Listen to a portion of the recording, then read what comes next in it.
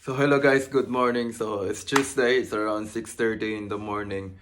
So it's raining outside. So bisag uwan mag-walk gihapon ta. Instead of running, mulakaw na lang ta.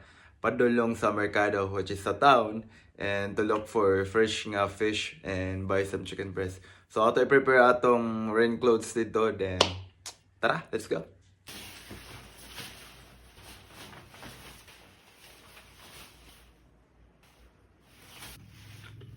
Okay.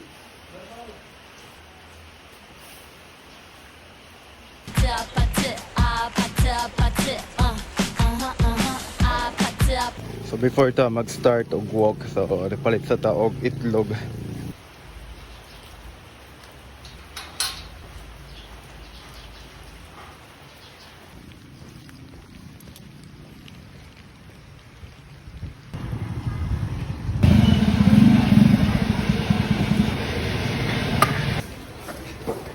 So guys, na tayo chicken breast dere. Timbang mo na dere.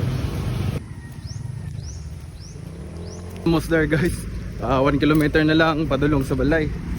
So for this morning, almost 5 kilometer atong na-walk. So maka-cover na ng mga siguro mga 8,000 step. And punta na natog 2K later. Kay mag-gym man ta later.